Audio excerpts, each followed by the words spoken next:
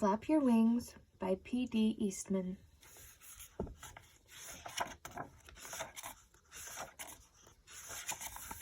An egg lay in the path.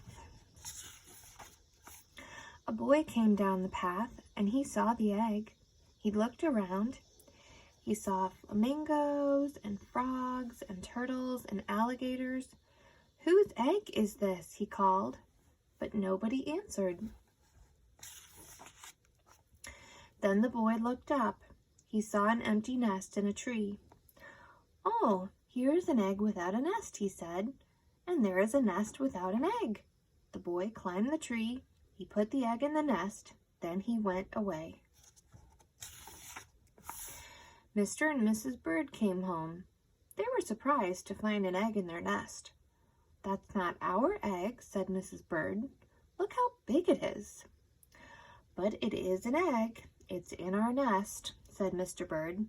"If an egg is in your nest, you sit on it and keep it warm. It doesn't matter whose egg it is." "All right," said Mrs. Bird, "but I wonder what kind of bird will come out of that egg."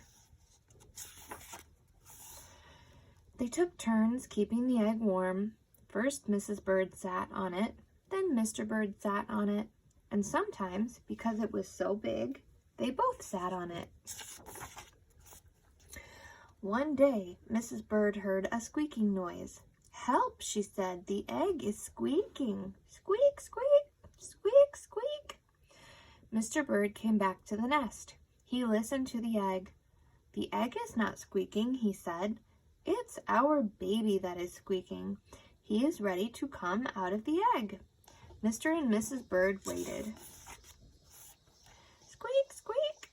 The egg started to crack. Then it cracked some more. And there was the baby. Aww.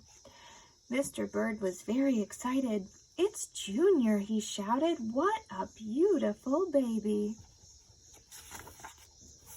Junior opened his mouth. It was a big mouth. It was full of teeth. "Well, that's the funniest looking baby I ever saw," said Mrs. Bird.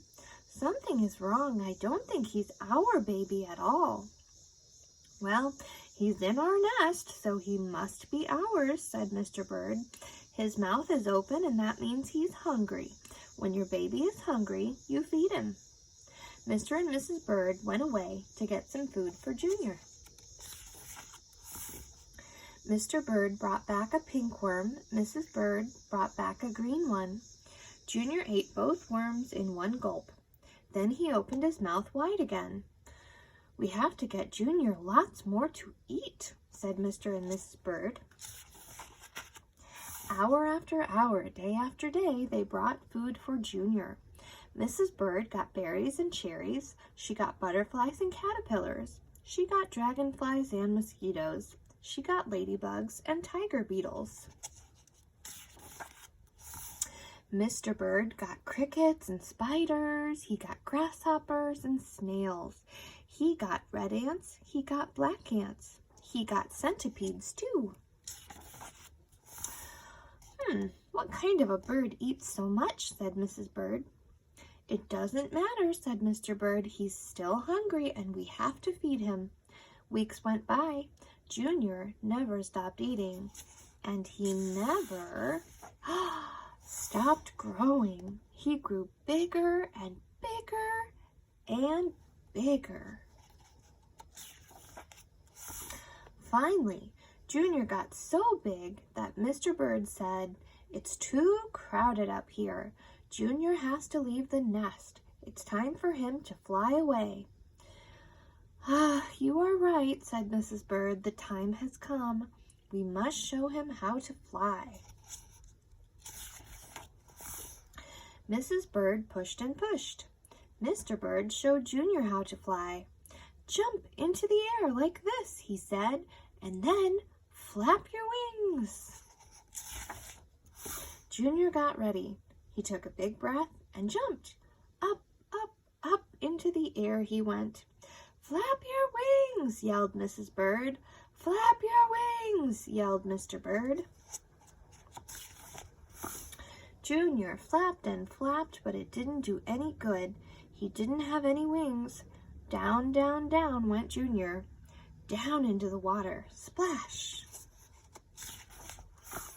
It was cool and wet in the water. It was just right for Junior. "You know," said Mrs. Bird, "I don't think Junior was a bird at all." "Well, it doesn't matter," Mr. Bird said. "He's happy now, and just look at him swim." The end.